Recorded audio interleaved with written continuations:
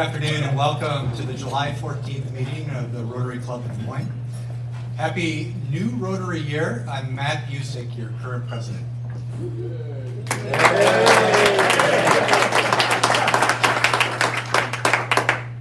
First thing I'd like to do is recognize and welcome our visitors and guests. So if you could please just briefly stand as I say your name. Heather Garcia, wife of Juan Garcia. And welcome back, Juan. It's been, what did we decide, a year and a half.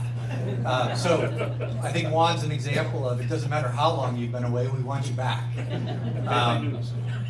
Mary Gottschalk, wife of Ken Zimmerman and Des Moines AM Rotarian. John Mice and Daisha Finley, guests of Carter Smith from the town of Rotary. So I'm also pleased to announce it's Brooke Smith's birthday today. So if you happen to see him, he's not here today. I'll stare into the camera. Brooke, if you happen to be watching our live stream, happy birthday to you, and we miss you. And as Juan has demonstrated, you can come back anytime.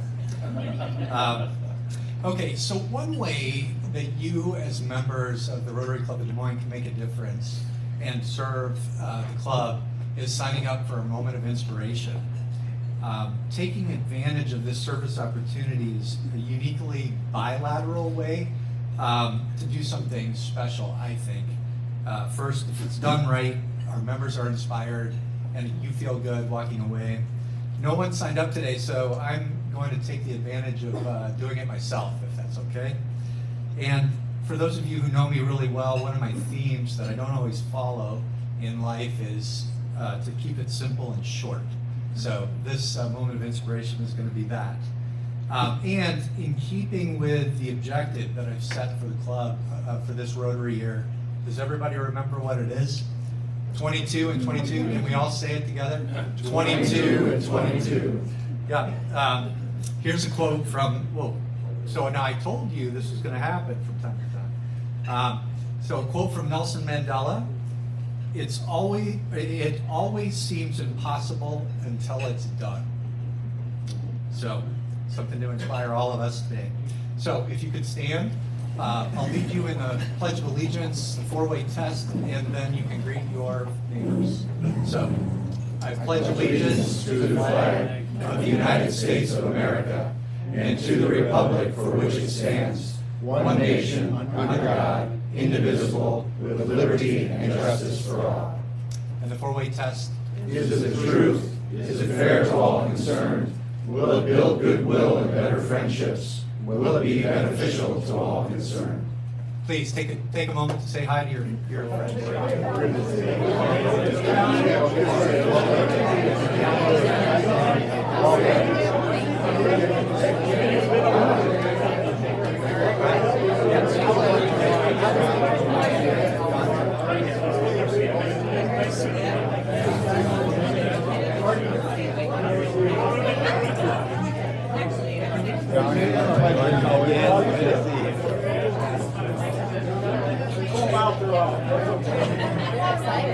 Yeah, I've noticed that too.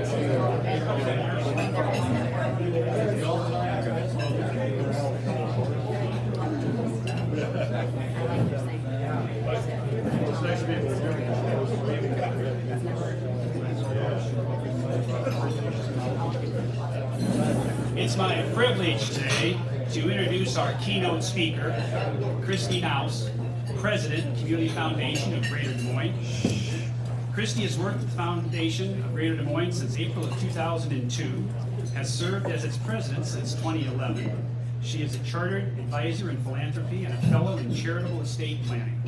Christy is responsible for carrying out the Community Foundation mission, oversees its operations, and provides leadership in identifying and addressing key issues to the sustainability, viability, and livability of our community. The Community Foundation manages assets in excess of $560 million and administers more than 1,875 charitable funds. And I might add here, including our club's foundation. In 2017, the Community Foundation distributed over $42 million in grants, facilitated over $76 million in gifts to its charitable funds, and invested $600,000 in critical community needs. Her role included planning and implementation of comprehensive donor relations initiative to help donors fund advisors achieve their philanthropic goals. Christie's also led the Community Foundation's grant-making and community investment programs. She's also led efforts to create the next vision for Greater Des Moines by providing leadership and support to the Capital Crossroads community. The Visioning Initiative currently serves as tri-chair of that effort. She has convened community leaders around issues such as homelessness, nonprofit, governance, arts and cultural sustainability, and civility. In 2015, Christie received the 40 Under 40 Alumnus Award for the business record. In 2003, she was named the class of 40 Under 40.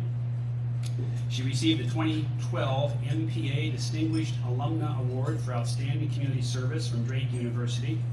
In 2010, the business record recognized and celebrated Christie's business and community leadership by naming her a woman of influence. She serves on the boards of the Greater Des Moines Partnership, the Principal Charity Classic, the Homeless Coordinating Council, the Water Trails Governance Committee, and the Lutheran Church of Hope Mission Board. She was a member of the Iowa State University Foundation Women in Philanthropy Advisory Committee from 2003 to 2016, and served as its chair from 2012 to 2014. Christie is an Iowa native and graduate of Iowa State University. She received her Master's of Public Administration and Certificate in Business Management from Drake University. She lives in Urbandale with her husband Lauren, who works for Papa John Pizza Corporation, and has 2 adult children, Abby and Jonah. Please give a warm Rotary welcome to Christie House.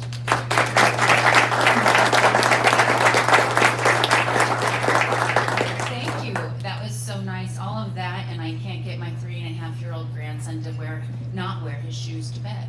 He came out the other morning with his shoes still on, and I was like to my husband, sometimes you just pick your battles, right? Thanks so much for having me. It's been a while since I've been in front of all of you, and not only thanks for that, but thank you for choosing the Community Foundation to have your foundation funds. You've got an Endow Iowa Fund and then a regular nonprofit organization endowment fund with us, so thanks for that. So excited to tell you a little more about the Community Foundation and all we've got going for our future planning. First, I want to start with our mission because this is what we start with every single day at the foundation. We wake up thinking about how to help people give back, how to improve quality of life in the communities that we serve by promoting charitable giving. So first and foremost, we are thinking about that every single day. Icing on the cake is the second part of our mission when we get to connect donors with causes they care about. Those are just some of our most favorite light bulb moments, when you can really make that connection between somebody who cares and wants to give back and those nonprofit organizations or community causes that need them. And so we've got a team working on that constantly. And then finally, providing leadership on important community issues. And I plan to tell you a little bit more about each of those 3 core areas of our mission as we carry on here. And I'm sure you've heard our tagline. If you know the Community Foundation at all, we always say we're simply better together, and we truly believe that on behalf of this community. So these numbers are a little bit different. We need to update that bio, but we hold charitable giving funds. We hold nonprofit funds, we hold donor funds, and we administer those on behalf of charitable giving. So we administer at this point in time over 2,300 charitable giving funds through the Community Foundation.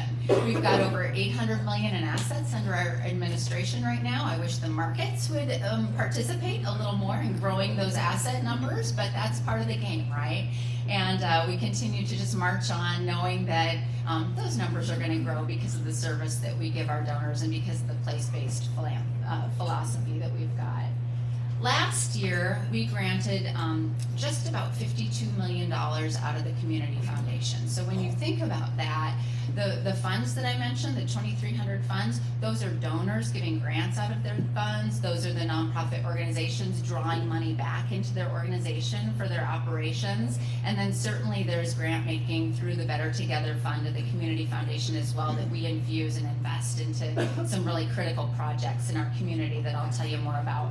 We've got about $18 million in the Better Together Fund, so that when community stakeholders 52 years ago established the Community Foundation with a couple $1 million in the bank through the Des Moines Chamber at that point in time. That money has grown. We've also had donors contribute to the Better Together Fund, and I will tell you, of the 900 donor advised funds that we administer, 45% of those are leaving something to the Better Together Fund. So that is really, really exciting for our community, because someday that endowment is going to grow by leaps and bounds to continue granting to really critical projects and opportunities for our community. And our donors get that. They're supporting it. Our nonprofit accounting services is a service that many people don't know that we offer, but because we are committed to building nonprofit capacity in our community, we recognized many years ago, back in fact when Martha Willits, we all know her, was at the United Way, that nonprofit organizations need better accounting services. And some of them are of the size that they're too big for their board member to do it on QuickBooks, but they're too small to necessarily hire their own accountant. So we have the infrastructure to handle that, and we do all of the back office accounting and payroll processing for over 30 nonprofit organizations in our community as a service. We also serve 46 counties and communities throughout the state of Iowa. So here's a map, and the purple counties there are counties that have chosen to affiliate with the Community Foundation of Greater Des Moines. And that's really fabulous, because then we've got a Community Foundation presence actually in every single county in the state of Iowa, but these are the ones that are with us, so that they can capture that transfer of wealth that's happening throughout our state and actually keep those charitable dollars right there in their communities, supporting the things that they need to sustain their small and rural communities throughout the state. So when you're at Okoboji this summer and you see the Okoboji Foundation offices right there by the place where you get your nutty bars, the Okoboji Foundation is actually an affiliate of the Community Foundation, and their staff are our staff. But when we're working in those communities, we are very much the Okoboji Foundation. We're very much the Story County Community Foundation. We're very much the Plymouth County Community Foundation, helping to promote charitable giving. All right, so how do we do that? First part of our mission. We work with donors of all shapes and sizes. So individuals and families will come to us to help facilitate their charitable giving. Nonprofit organizations, schools, foundations such as yours will work with us to help invest their charitable long-term assets. Corporations and businesses, rather than starting their own foundation, many times will start a corporate fund at the Community Foundation. We can even help them with their grant making and organizing their charitable giving.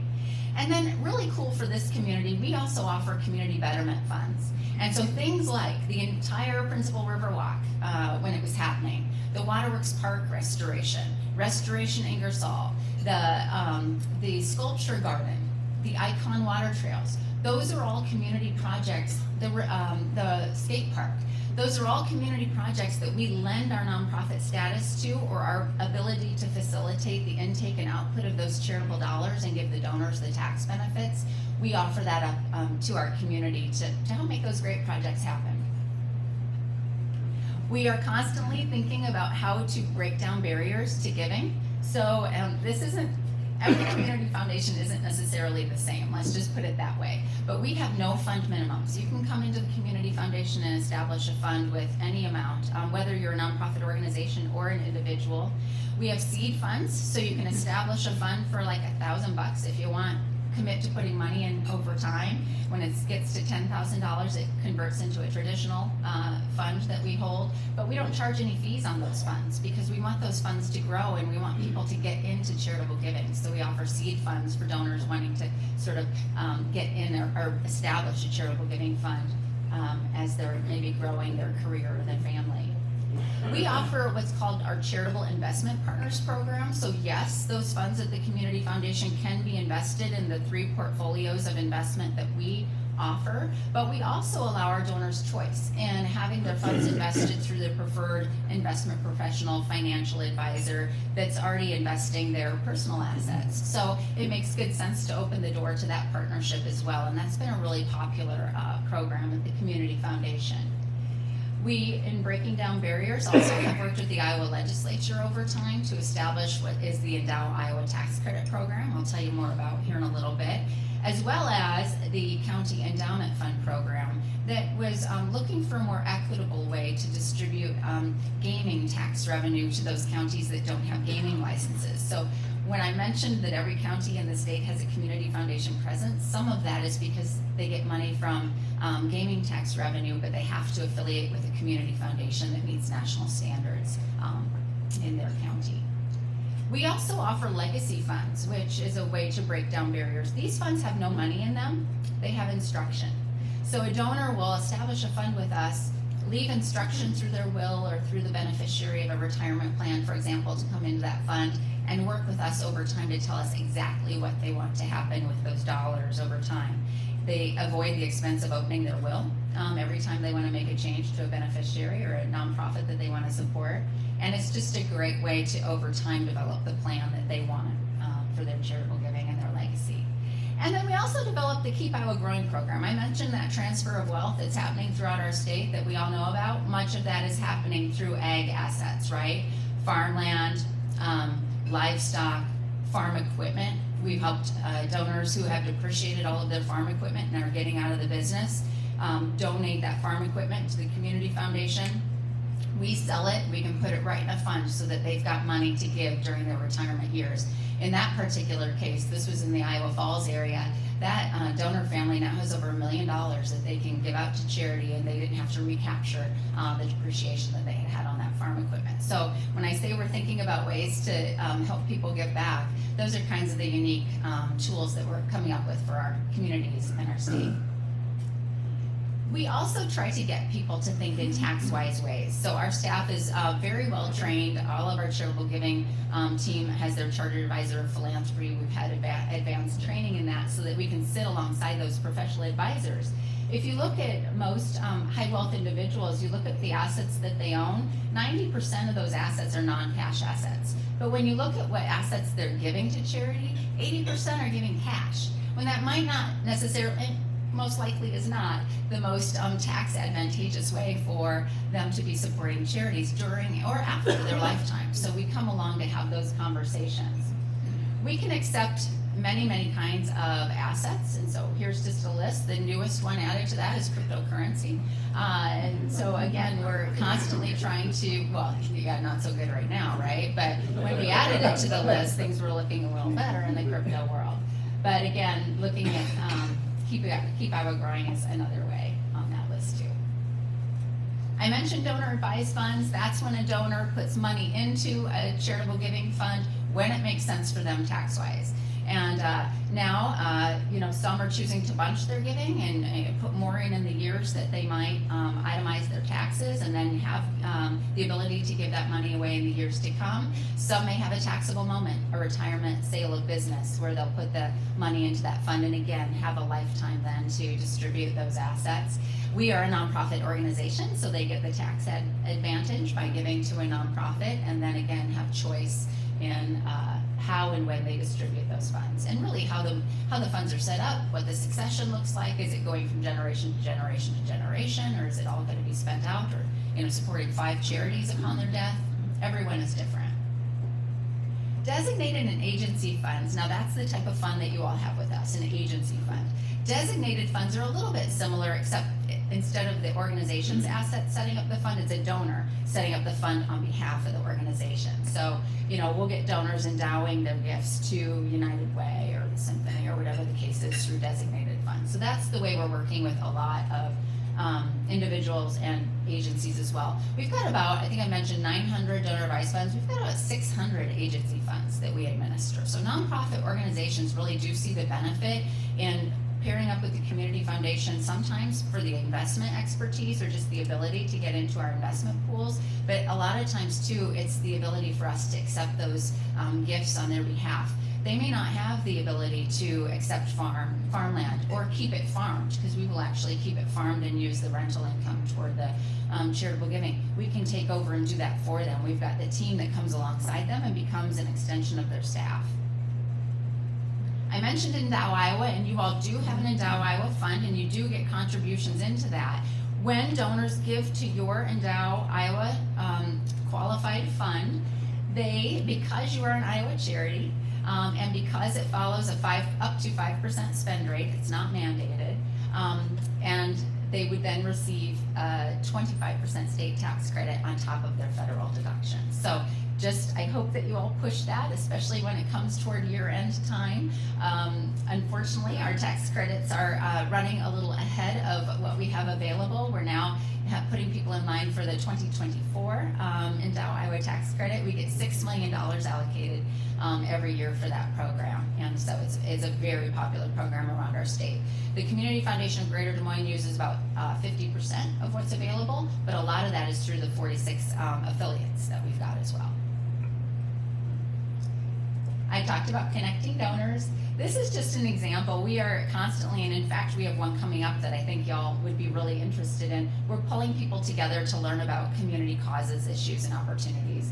We just did a panel on women in philanthropy. There was a panel on nonprofit organizations that serve the great outdoors of our community. We've got one coming up on education. It's going to be in the Roosevelt High School cafeteria coming up in August. So go to our website to check that one out, because we've got some really great speakers and really looking at what the challenges are facing our education systems right now. And so that'll be a good one. Lessons in Learning, I think we're calling it. And we developed this website called givedsm.org. If you see me driving around, you'll see my license plates. It says Give DSM. I'm always helping you think about giving back. But if you go to this website, nonprofit organizations are uploading what their funding needs are, and it's sort of like a Match.com. You get to search by your areas of interest. So if you know that you're passionate about homelessness, or you know you're passionate about at-risk youth or early childhood reading, you can search by those areas and see what nonprofit projects and needs are out there right now. So don't forget about that, especially at year end as you're with your families. It's a great chance to get together and support something all together. In terms of providing leadership, I've worked with many of you in this room on some various community leadership initiatives. One that was mentioned was Capital Crossroads. For over 10 years now, I've been working on Capital Crossroads. I've been a tri-chair, quad chair, and staffer of it way back in the day. And really feel strongly that we are going to be more successful as a community because we are so deliberate about having a plan. And in fact, we're just beginning the planning process for Capital Crossroads 3.0, whether it's going to be named that or not, I don't know. But excited to partner with folks like the Polk County Supervisors and Catch Des Moines and United Way and Bravo and the partnership on Capital Crossroads. This is a picture, I don't know if you've seen it yet, but I hope that you have. It's a mural facing University on the side of the Evelyn K. Davis Center. And the Evelyn K. Davis Center is just a real pride point for the Community Foundation when we talk about community leadership. It was a passion project with Barry Griswold when he was the CEO of the Community Foundation in partnership with DMAC and United Way to establish a place-based community workforce development and educational reattainment center. And not only has the Evelyn K. Davis Center been super successful in its initial location, it has been so successful it had to expand a few years ago to its new location on the DMAC urban campus, and just helps hundreds and hundreds of people every single year attain college credit, find workforce connections, workforce training, and other service connections that are important to them. And then this is just a picture sort of the arts. One of the things that we're also proud of, and a lot of people don't know, is way back in the day, we recognized the need, this is back in the Johnny Danos days of being the president of the foundation, recognized the need for a sustainable funding source for our arts and cultural organizations. And we offer capacity building grants. So we did a capacity building grant to hire a consultant to say, how could we sustain our arts and cultural organizations? And we went in at that point in time to talk with the municipalities about really looking at the hotel motel tax revenue again and really sort of strengthening and a recommitment to that for our arts and cultural organizations. Out of that came Bravo Greater Des Moines. We actually housed and staffed Bravo for a number of years until they could kind of swing away, become their own 501c3 nonprofit status and hire their own staff and move on. And a lot of times you'll see the community foundations come in and do that, get something going, and then move on and be nimble to the next need in the community or opportunity. Talk about opportunities. The skate park was a real opportunity. Do you know when our first grant was? The first money in the door for the skate park? 2010. And it was a little bit of a risk, right? I'll never forget the meeting. David Hurd, who knew David Hurd? Oh my gosh, what a gem in our community. He was on grant making committee. In fact, he might have been the chair at the time.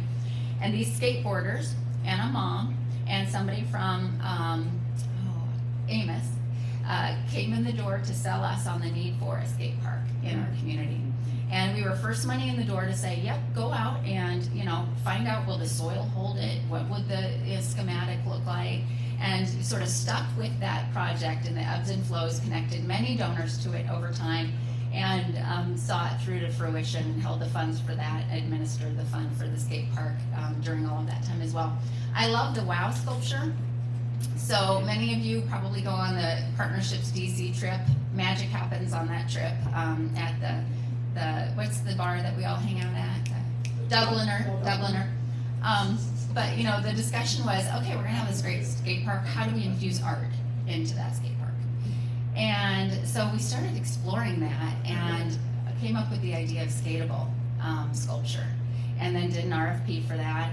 And I was able to find a donor who grew up in this community, but doesn't live here anymore, but got really excited about fully funding the sculpture down on the skate park. So those connections are the really great days in the life of our community and the Community Foundation, but fully funded that project. The exciting part, building the foundation for the future. So as the foundation has grown, so has our team. 4 of those team administer the Nonprofit Accounting Services Program. And we were beginning to have the conversation about what's next. We love our home at the Finkbein Mansion. We've been there since 2001. I think we moved in. We bought it in 2003. We no longer fit. We have staff that can't be there.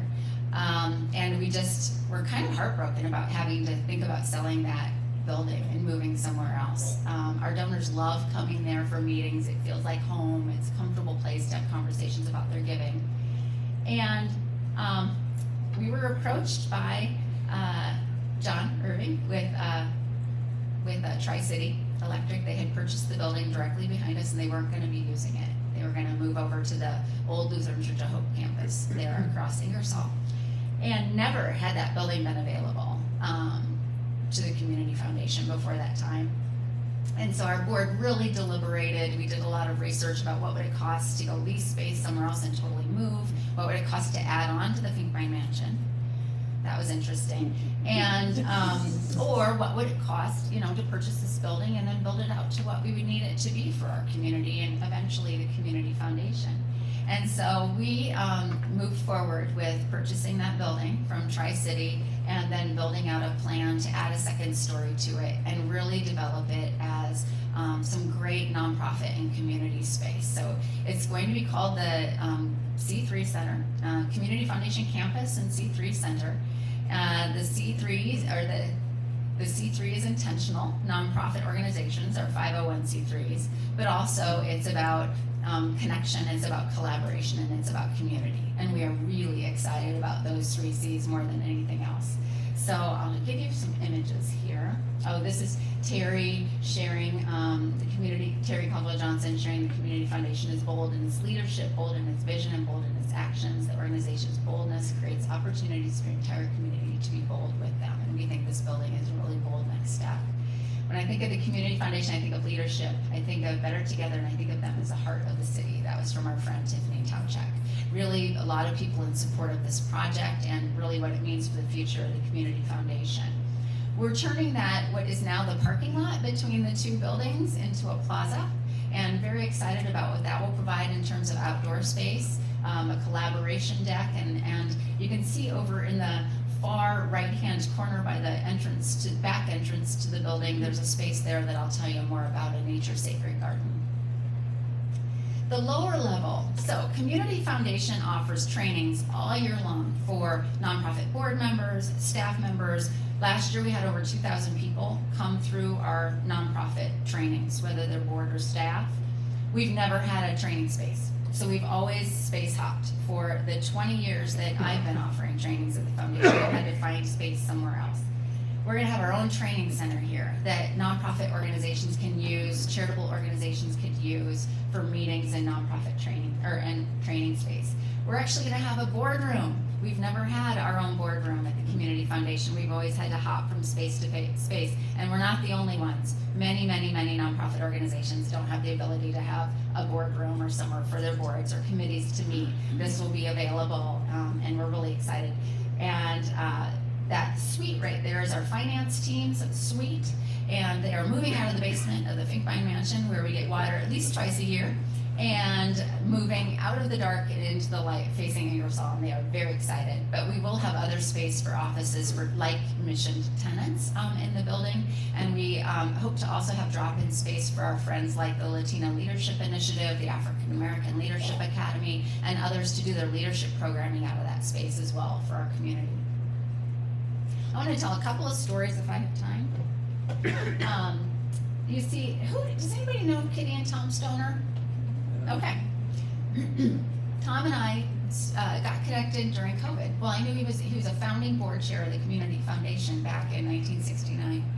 And we got connected because he also has a private foundation called Nature Sacred. And his passion is to build sort of little pocket sacred spaces in really urban areas. And there hadn't been one in Iowa when we were talking. There's now one at the Breton Arboretum, and they're looking at doing one at the Urban Dreams new park that they're going to have. But Tom and I started talking about a nature sacred space for the nonprofits that use that space, but we also get a lot of traffic through that plaza/parking lot now by our Central Campus kids who are parking down on Ingersoll and going through, by our homeless population. So we did focus groups. We went to the Central Iowa Shelter and Services Shelter and talked with homeless people. We talked with the urban campus students about what a nature sacred space would mean to them and could look like. So there's actually going to be a nature sacred space in the plaza, sponsored by our founding board member, Tom Stoner. So I just think that's a great story. The Levitt family has come around to offer funding to fund the training space, which would be called Maddie's Place. Maddie was a board member of the Community Foundation for a long time, and we're very excited about that as well. Barry Griswold's family has come around the boardroom. It'll be Barry's boardroom. He was a former CEO of the Community Foundation, and principal too, but his real impact is the Community Foundation. And then Johnny Danos, a bunch of his friends and family came around. We have Johnny D's Kitchen. We all know how much Johnny loved to cook. And so it's really sort of a pantry area, but it's still going to have the flavor of Johnny. We're also right now considering what we're going to do to honor and memorialize Monroe Colston as well, who was the first president of the Community Foundation and came to us from the Des Moines Chamber and really took a chance to get that Community Foundation started. So just wanted to share some of those great community stories. And here's another one, because I love to tell stories. So my board said, we're going to do this, but we're not going to get a loan, and you're going to raise all the money in a summer. And this was your quote: everything is impossible until it's not, or until it's done. It always seems impossible until it's done. Okay, right. It always seems impossible until it's done. And they said only close friends and family. We don't want to compete with nonprofit organizations for funding. That's not true to our mission. So just started having some conversations with past board chairs, board members, friends of the foundation, Stoner, things like that. Raised the money that we need to make this project happen without ever taking away from any of the grant programs of the Community Foundation or anything like that, so please be assured. But then they said, well, we all know what happens when we get the bids back a year later during this time, right? So everything was higher than we thought it would be. A new word for me, you're gonna know this stuff, value engineered, right? That's a new word. That means finding cheaper ways to do things. We did some value engineering.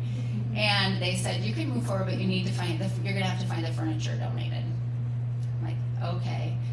And so I'm picturing like mauve and baby blue, somebody from the 70s giving us their furniture. And I just start making calls to friends around Des Moines, because that's what we all are. And I reach out to Meredith, Meredith. They got excited about it. And find out that they have 2 floors of a high-rise in New York City that they are selling, and it's full of this amazing office furniture. And it was equipped like right before COVID, and really nobody's back. And so they said, Neil Vogel said, they can have anything they want, they just have to get it to Iowa. So we go look, and literally, it is like in our colors. It's perfect. It's everything we need. And so then I call my friends at Ruan and say, I need a friend with trucks. So Ruan is donating the transportation to get that furniture here for our nonprofit sector in Des Moines. All donated furniture, all donated trucks, and it's just a great story about that Better Together spirit. So I will end with that and take questions if you have them, but just really appreciate the opportunity to serve this community and happy to talk with any of you offline.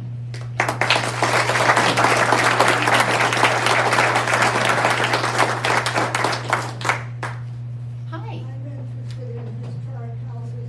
You are not abandoning the Big Pine house. I'm so glad you said that. No, we're keeping it. We're keeping it, and my office will stay there certainly. I love that place and everything that comes with it, including the bats and the water. But thanks for asking that. I didn't make that clear. It's very important. Thank you. It is. You're welcome anytime.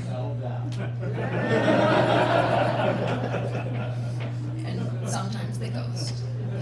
Now that you've talked about thinking, how will Finkbine fit into the bigger plan? Yeah, you know, those donor meetings will still happen at the Finkbine. They love it there. So our charitable giving team will stay at the Finkbine. I'll stay there. Our leadership team will stay there. Our community impact team, the synergy, you know, the working with the folks who we've been talking to come in as tenants. We're going to want our community impact team, those that are making the grants, those that are doing the community leadership. We're going to want them over in that space where the magic is going to happen for the community.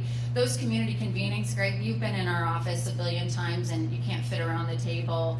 We have, you know, the mayor sitting over in a side chair because not that he would ever come in late, but if he would come in late, it would be over on a side chair in the corner. Be careful. Oh, this is being recorded. So, you know what I mean. So those community convenings, the board meetings, our committee meetings, you've presented in our grant making committee meetings before. Like, nobody fits, it doesn't have the technology. Those wonderful things will happen over in the C3 Center. Yeah. Hi. Are you familiar with the story, the connection between the Finkbine Mansion and African American history, culture, etc.? No, I'm not. The question is, am I familiar with the history of the Finkbine Mansion and African American history in our community? No, I'd love to know more about that. So let's connect. I know that it was a clothing store. I sure get a lot of people that used to shop at Feldman's that come in, and we actually have a painting that Mark found in his father's storage that hangs in the Finkbine Mansion now, because a lot of women, I think, shopped at Feldman's for their clothing. Did I see a question? Who were the Finkbines? They were in lumber, right? And didn't they do the lumber Yes, for they the did. state capitol? Pardon? Did they do the lumber for the state capitol building? That I don't know, but there's a connection with a man named Lawrence C. Jones. Okay, He was out of Okay. Marshalltown, and he founded the Piney Woods School in Mississippi on ground that Finkbine donated that they had already lumbered out. So interesting. it is. How do you prioritize the major initiatives that you're gonna lead within that federal? That's a great question. We have a whole deliberation sort of criteria that we look through.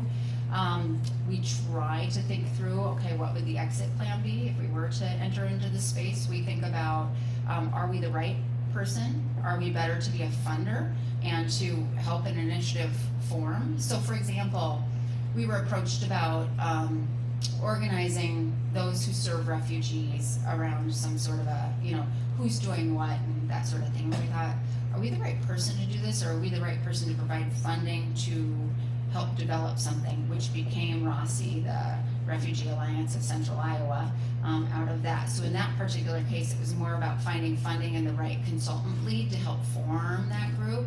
Things like Capital Crossroads, we really did step into, and in the beginning, work with the Greater Des Moines Partnership to say, hey, this is something we should really organize and lead on behalf of in our community. We've done that, for example, when the homeless shelter needed a relocation back in the day when it was in the old DMARC space. We just provided the table for that. We didn't have an opinion, but we provided funding to bring a neutral facilitator in to have that conversation, because every community knows it's not easy to place a homeless shelter. So it's kind of, are we the right person? Are we better to be a funder? Who would its permanent home be? Those kinds of things. And we try to know that there's gonna be a beginning and an end, because we're gonna have to move on to other things, in the community. Did that answer your question? Yeah, and we have a committee of our board that helps us too. So we do that deliberation process and then take to them a suggestion. We have a process for it. Hi. Chris, thank you for being here. Great update. What kind of changes have you seen in philanthropy in the last couple of years? Yeah, great question. And are you seeing more, talk about the diversity of your donors. Are you seeing more people getting engaged? Well, we have to. We have to. So the question is, what have I been seeing in terms of philanthropy in the last several years? I have a couple of answers to that, really. I mean, where are we right now, right? The Ruan building. You, in this community, traditionally did have families who were extremely, well recognized and well connected and philanthropic. Yes, you still have that, but moving forward, it's going to take all of us, right? So that better together spirit is really true. And so we focus a lot on that. How are we bringing more people into the fold and engaging other donors? And we have to do that to make these big, you look at Icon Water Trails and how much money needs to be raised, right? It's not going to be 1 or 2 or 3 names that really help make that happen. In terms of diversity too, some of that is just providing those donor connect opportunities in a variety of ways to really think about what piques different people's interests. We also have been doing a lot more around family philanthropy, and honestly, through the pandemic, Zoom is a wonderful thing because we're able to have family meetings with those who are really scattered, and our staff has gone through extra training to facilitate family philanthropy strategic meetings. You do also have to, we really have to continue to get people passionate about place. Our younger generations are often looking at more international sorts of giving or even national programs. We want them to think about Des Moines. And that's one of the beauties of Endow Iowa, I guess, too, is all of those funds that are Endow Iowa qualified have to be for Iowa charities. So it really is a win-win for our community. But that would be, the other thing I'd add is we just have to get people excited about our community and funding it. Thank you. Great, thank you.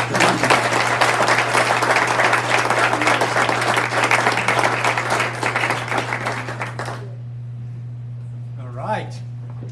Well, I don't know about the rest of you, but every time I come here on Thursday, I leave feeling like I know this community better. And Christy, thank you for your presentation because it sure helped. So another thing that I've known Christy a long time. I've been in Des Moines now 25 years, and I feel like I've known you a lot of that time. The Community Foundation, I think you first came in under Johnny D. Was a close friend and mentor of mine. I think was less than 100 million at that time. Yeah. To be try closing like in 40 million.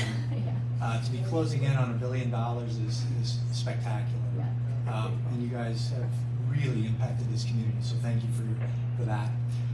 As a small token of our appreciation for you, your talk today, as well as all the work that's being done at the Community Foundation, we're donating a book in your honor to the Des Moines Public Library's Rotary Rosie Reader Band.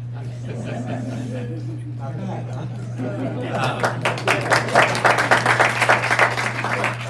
So one of the things that we want to do next is also honor the fact that you've somehow remained thin, given the fact that your husband works for Papa John's Pizza. How in the world does that happen? I thought I knew a lot about you, but I did not know that factor. So upcoming meetings would be next. Next week we will have our annual Police and Firefighter of the Year Awards. On the 28th, Bruce Anderson from the Iowa Automobile Dealers Association will be here. And on the 4th, Bill Wright. And we also have Eleanor Penny, who from the U.S. Foreign Service, who was not on my notes. So that's good. What I'd like to do is challenge all of you to think about how today's conversation with Christy impacted you, think about the fact that we are trying to grow by 22 and 22. And the best way to give people a chance to get exposure to us and what this club does is to think about the program and think intentionally about who you might want to invite as a guest. Remember, we're still under COVID protocol, so that means that you need to get to an RSVP and to Kitty no later than Wednesday at 9 a.m. And that's it. Thank you for being here. Thank you for being at my first official meeting of the Rotary year, and we'll see you next week.